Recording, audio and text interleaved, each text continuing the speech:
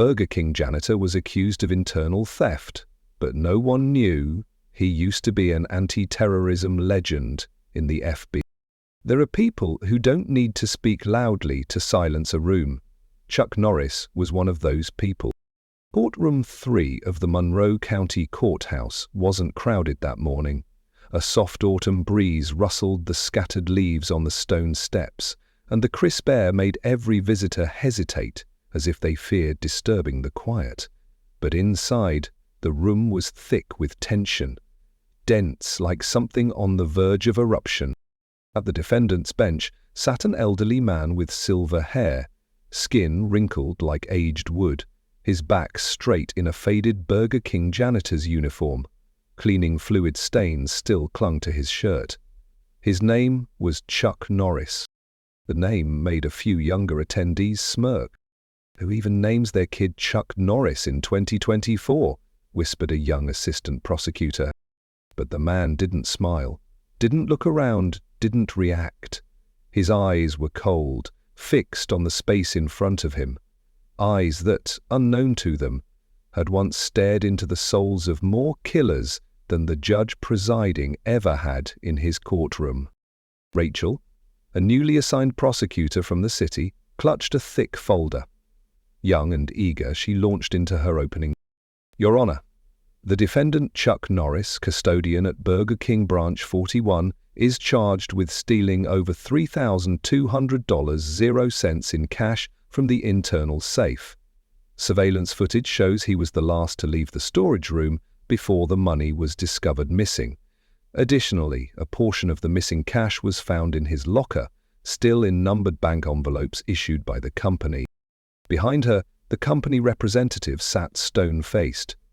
Mr. Dean, a grey-hailed regional supervisor, nodded when called to testify. He described Chuck as a loner, keeps to himself, but occasionally displays odd behavior. He's been reprimanded for not cooperating with internal procedures. A few young employees took the stand. They described Chuck as someone who often worked late, alone, didn't talk much, and was occasionally seen entering storage off camera. He stopped out, and no one asked why a man over 70 still had to mop floors and empty trash every night. No one noticed that throughout all the testimonies, Chuck never bowed his head or raised it. He simply watched. Every word, every glance, every flicker of hesitation. "Does the defendant wish to say anything in his own defense?" the judge asked, calm yet firm. Chuck finally looked up. His eyes, deep and hollow, met the old judge's gaze. He took a slow, deliberate breath. "I choose to remain silent, Your Honor." The judge blinked. For a moment it was as if he had heard something echo from a time long past. Then he nodded and moved on. In the back row sat Roger, a young, disheveled, court-assembled attorney with a wrinkled shirt and messy hair. He had already tried to withdraw from the case, citing non-cooperative client. "The old man won't say a word," he once muttered. "Just stares at me like I'm the one on trial." But today, something compelled Roger to return. The court was adjourned temporarily for deliberation. Chuck was escorted out. As he passed Roger, he paused for half a second. "You don't have to believe me. Just watch for the one who lies without blinking." Roger froze. Chuck's voice was soft, raspy, like metal dragging across stone. "I used to test lies, in many ways." Behind the courtroom doors, Chuck sat in the holding cell awaiting bail review. His head rested against the wall, eyes closed as if asleep, but inside his mind, data streamed like code. Overlapping testimonies, dodged glances, unnatural pauses. It wasn't the first time he'd seen a narrative stitched too perfectly. It wasn't the first time he'd witnessed a cover-up masked as protocol. But this was the first time he was the target. Outside, the air had turned cold. A light drizzle began to fall through the fading rays of daylight. Roger stood alone on the courthouse steps, watching the vehicle take Chuck away. A strange feeling settled in his chest. like something was off, but he couldn't name it yet. From his coat pocket, Roger pulled out a thin file, one that Chuck had slipped him just before being escorted out. On its cover, a single line was handwritten. "Read this if you still believe in the thing called truth." Roger opened it. Not documents. A single, faded color photo. Taken at an international anti-tyranny conference in 1992, the image showed a fit, black-haired man standing beside FBI agents and military personnel. His name tag read, Charles E. Norris, Field Asset Clearance Level 5. Roger's head shot up, his heart pounded. Chuck. That question, only no, began to crack open a whole new corridor of truth. Chuck Norris didn't like bright lights. After disappearing from the system, he chose a life of silence, of shadows, no footprints, no connections, as if he never existed. No friends, no family, no social media. Each morning, he woke before dawn. One boiled egg, a slice of dry toast, warm water, and a quiet gaze out the window of a ground-floor apartment, watching the sun rise in silence. No one in his building knew his real name. They just called him the janitor guy, and that was enough. But if you paid attention, you'd notice something strange. He always sat with his back to the wall. He always checked his rearview mirror. He always locked his door twice. Those habits weren't random. 30 years ago, Chuck was the FBI's hidden blade. Not the kind that appeared on TV press briefings. Not the flashy, tuxedo-wearing James Bond type. His job was darker, handling internal breaches, traitors within, information leaks, high-level corruption. Cases the Bureau couldn't officially investigate, they sent Chuck. He had his own off-the-record team, the Grey Unit. No formal name, no files, no paperwork.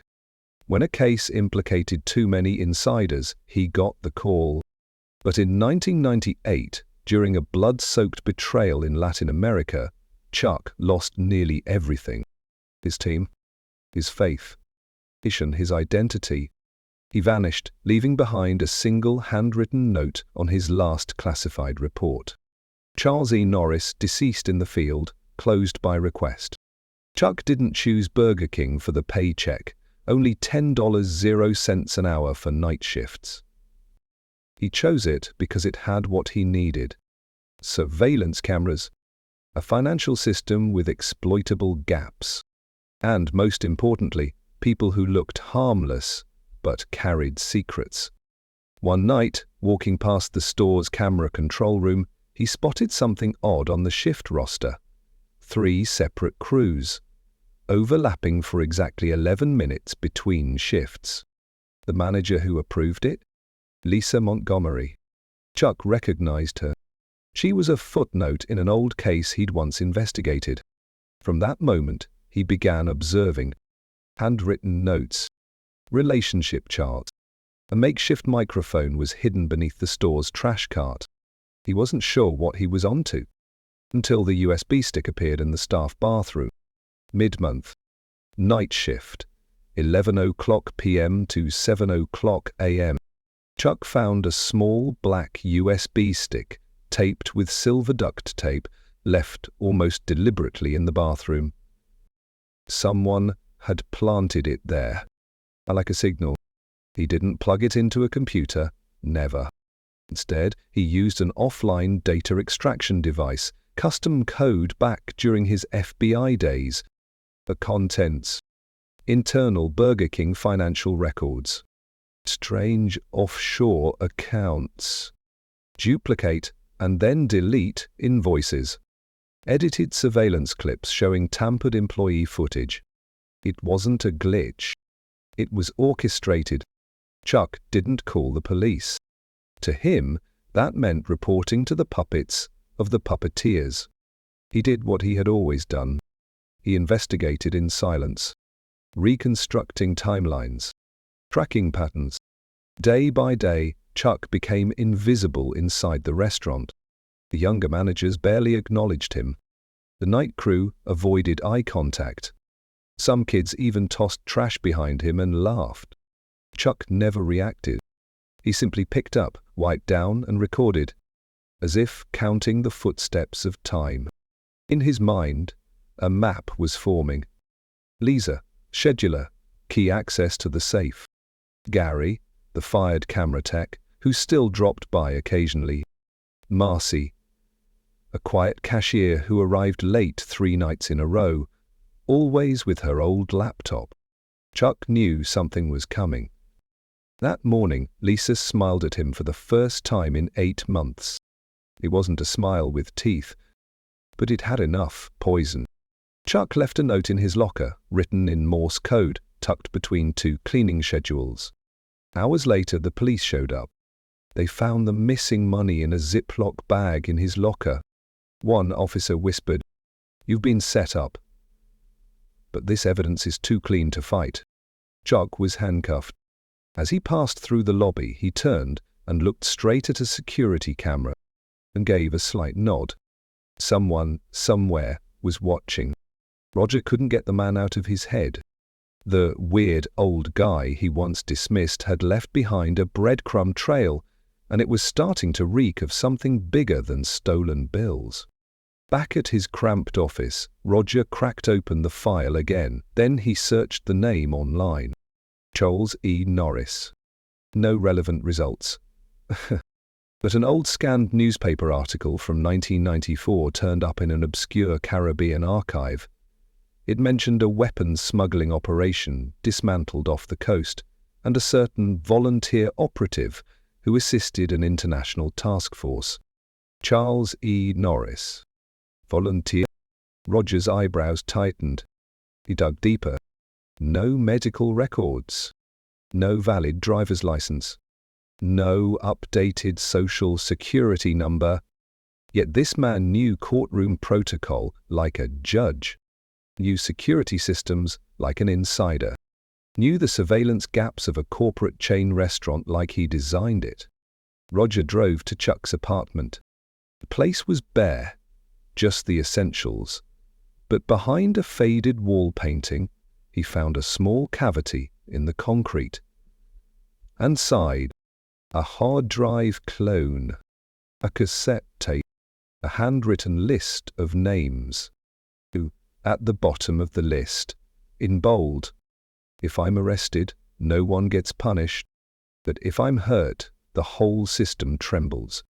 Chuck's holding cell was in the basement wing of Monroe's temporary detention center.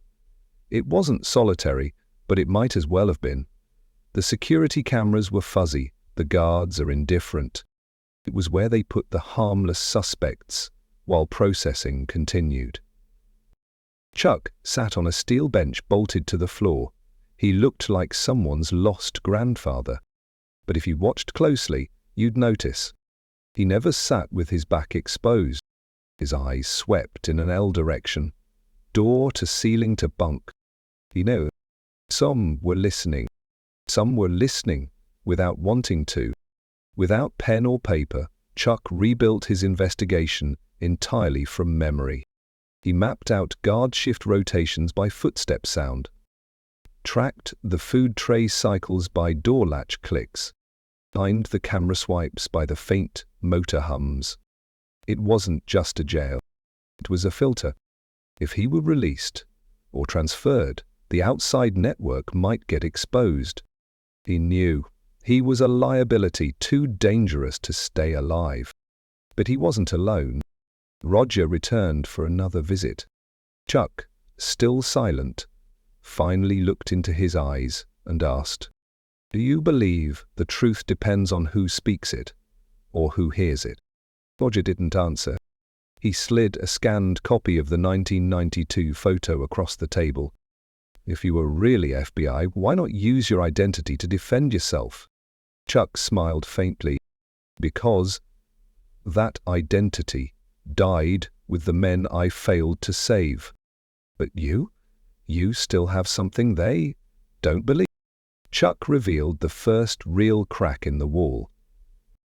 He had embedded a mini audio recorder inside the mop handle he used nightly. Every 48 hours, it auto-synced data to an encrypted email. The problem was, the device was still inside the janitor's closet at Burger King. Roger hesitated. Then, I made a decision that wasn't quite legal. He faked credentials and posed as a temp janitor for the night shift. Sneaking into the supply closet, he found the mop and unscrewed the handle. Inside, wrapped in shockproof rubber, was a tiny chip. Roger sent it straight to an old college friend, Gillian, now a cybersecurity analyst. He asked her to extract whatever it held quietly. Meanwhile, Chuck used his next visitation room session to tap a rhythm on the table, Morse code. Roger recorded the knocks. They translated into 8 names. Former employees of the Burger King branch 411. One of them had vanished 4 months earlier. His name is Miguel Rivera, night shift line cook, reported to have quit due to family reasons. Insurance records showed he never moved. His phone line had gone dark. Roger went to Miguel's old residence. The building manager shook his head. Oh, disappeared one night, left everything behind. Police said no need for a missing persons case, since he's an adult. Miguel's room was empty, but on the wall, a faint dent, like something once mounted there. Small, circular, maybe a hidden camera. Roger's stomach churned. That fast food joint from his childhood now felt like a front for something quiet and very real.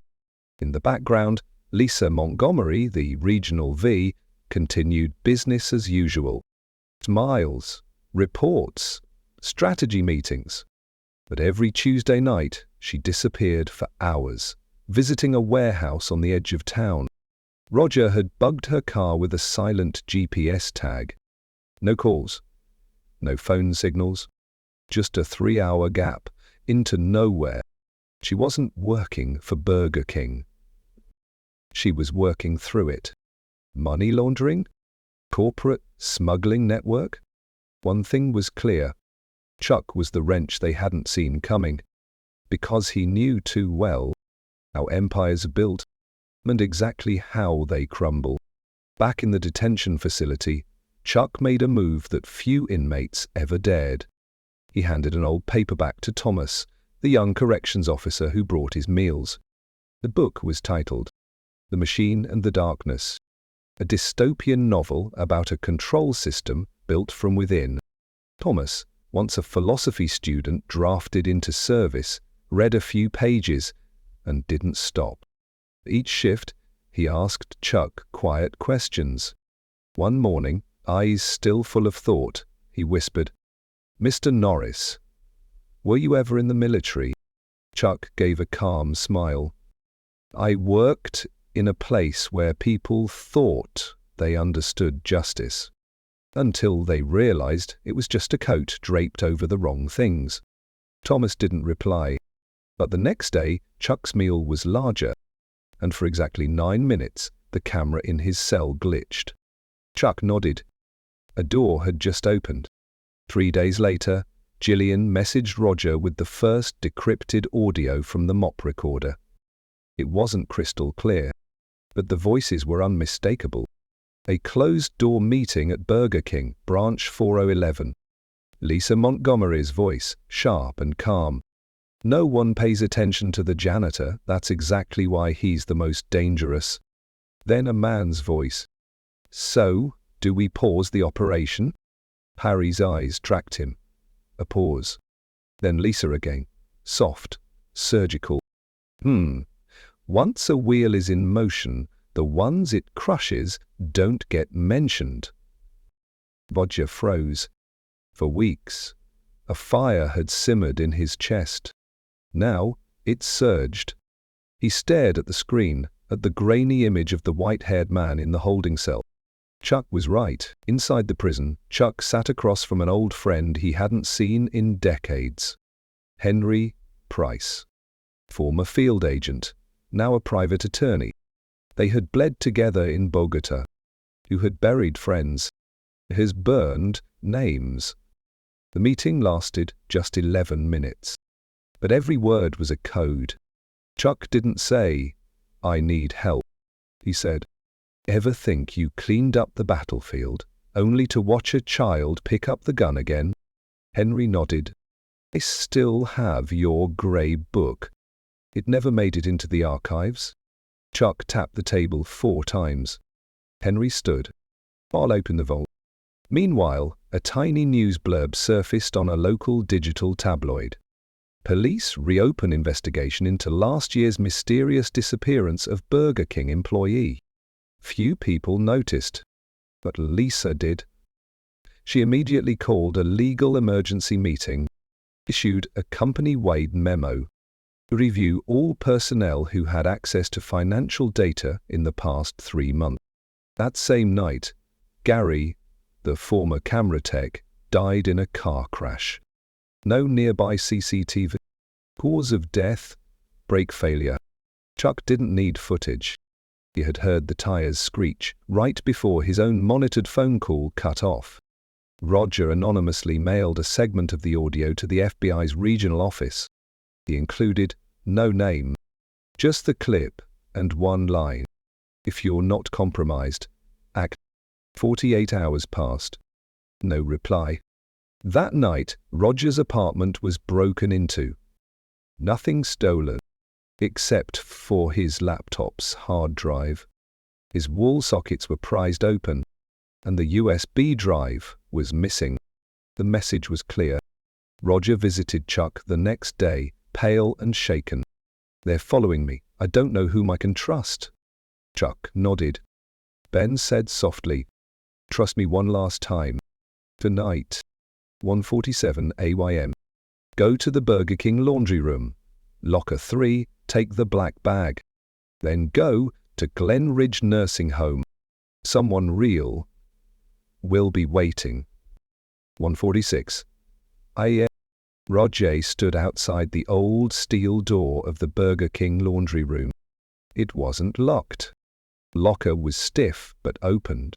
Inside, 1 black plastic bag, 2 VHS tapes, 1 fabric-wrapped external hard drive, 1 old photo. The picture showed a younger Chuck, at least 30 years younger, wearing a grey uniform, standing beside a woman, Lisa Montgomery. On the back, in shaky handwriting, 1994, Quito, Ecuador. "The best liar I ever met was a child." Roger couldn't piece it all together yet, but his gut screamed. This wasn't about money. This was decades in the making. Glenridge was a quiet care home on the edge of town, so quiet it felt forgotten. There, Roger met Martha Klein, an elderly woman with sharp eyes. She had once been an FBI records clerk in the 1980s. Seeing the bag in Roger's hand, she didn't flinch. "Charles said a young man would come." Naive, but stubborn enough to keep walking. "You must be him." Roger nodded. She led him to room 204. Behind a mirror, she opened a wall safe. Inside, a folder stamped with a forgotten code. Or Exhalidra, Lisa Montgomery's real name. Lisa Gier. Final entry. Disappeared after Operation East America, 1995.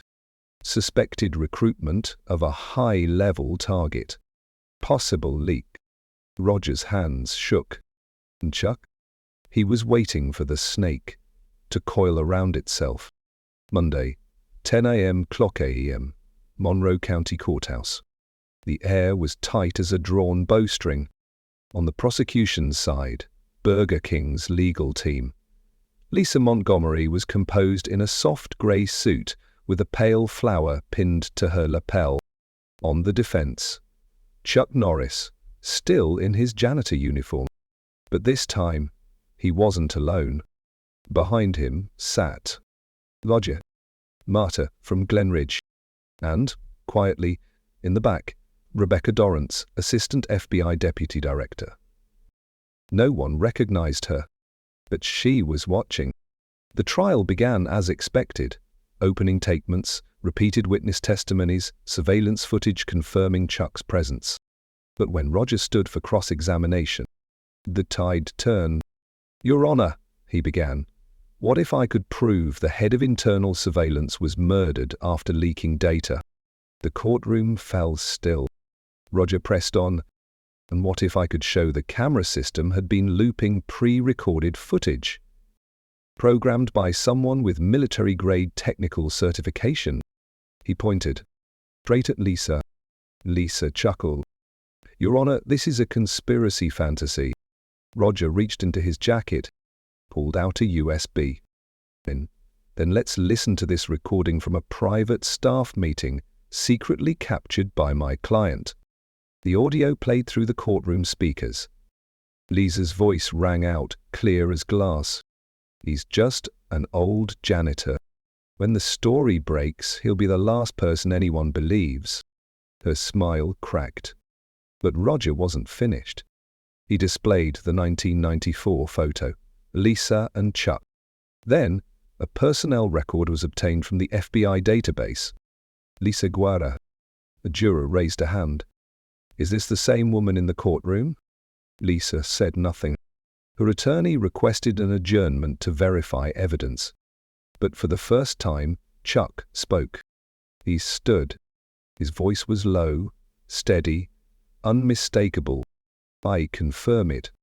The woman in that photo placed a bomb under my car in 1995.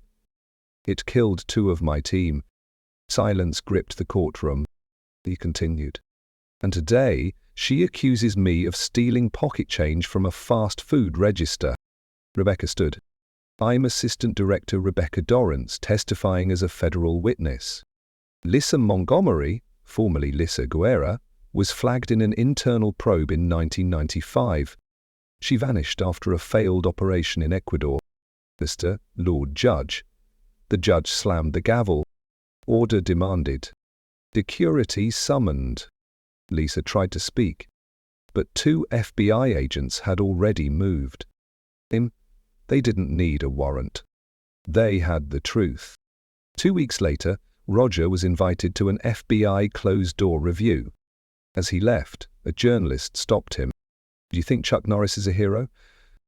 Roger paused. A breeze lifted his wrinkled shirt. "Hardly ever. And with police you don't have to be. He just needed someone to listen." In his office, Roger found a yellow envelope with no sender. Inside, a photo of Chuck, back turned, standing beneath a fiery red maple tree at Glen Ridge. No face, no words, but on the back, a handwritten line. "I once thought justice belonged to the strong, but now I know it belongs to the patient." In years to follow, Chuck Norris versus Burger King would be studied in law classes as a landmark case in internal power abuse, data falsification risks, the role of silent witnesses, and the quiet strength of people the system ignores. One fall afternoon at Glenridge, Martha sat reading by the window. Next to her was an empty wooden chair, Chuck's old seat, where he once drank black tea and watched the leaves fall. She smiled gently, placing her hand on the armrest. "You did it, Charles. No fanfare, just the right direction. Where truth is hidden by power, it waits. And sometimes, it's a janitor who knocks on the table. So the world is forced to listen. There are people who live their lives passing by others quietly. No names, no headlines, no memories left behind. But sometimes these people set the milestones for justice that generations will remember." Chuck left the courthouse that day unnoticed. No family waiting, no crowds, no press. Outside, cars kept running, phones kept buzzing. Life rushed on. But one thing had changed. Silence now had a voice. Roger returned to the law firm he'd once left behind. Here. He hung a black and white photo on the wall, a blurry shot of a man mopping the floor at night under the cold glow of a Burger King light. His shadow stretched long, as if sweeping an entire lifetime. To me, Roger told his interns, justice isn't a gavel or a textbook rule. It's a lonely walk across the floor that everyone assumes is already clean. Back at Glenridge, Martha kept preparing 2 cups of tea every evening. She drank alone, but no one asked why anymore. They just grew used to the ritual and the occasional unmarked packages that arrived. Each one contained raw investigation files from places like a gas station in Ohio, a Veterans Scholarship Fund, a youth detention center.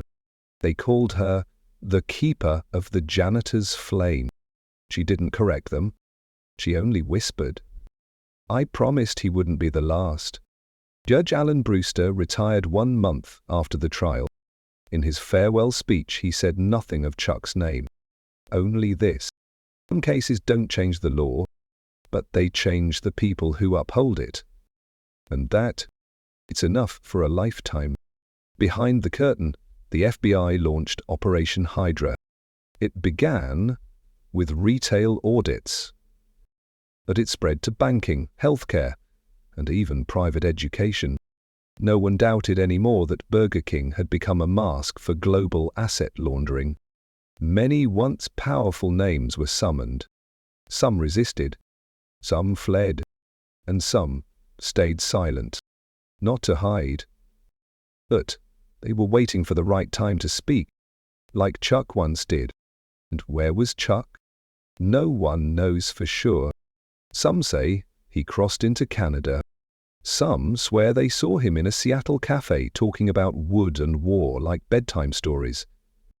Others say he vanished into a jungle village in Peru, where no one asks about the past.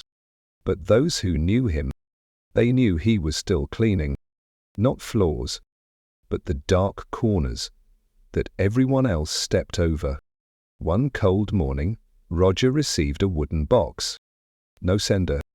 Inside, a cracked pocket watch, hands frozen at 11:17, and a folded note. If you can figure out why time stopped here, you're ready for the next chapter. I've gone ahead. Roger sat in silence, fingers tracing the cracked glass. Then he opened a new notebook and wrote the first line in a new case. As if Chuck had never really left. Years later, when documentaries and movies were made about the scandal, people always asked, who was Chuck Norris? A spy? A hero? A symbol? But when they asked Roger, he just smiled and said, M was the janitor. And he cleaned up what no one else wanted to see. They teach kids that justice is noble, wearing a robe in a marble building. But those who live on the fringes, they learn justice doesn't have to be high. It just needs to stand straight. And in a world of hurried feet and bowed heads, there's an old man holding a broom was quietly sweeping. Each stroke a message. I don't need to be seen. I just need it there,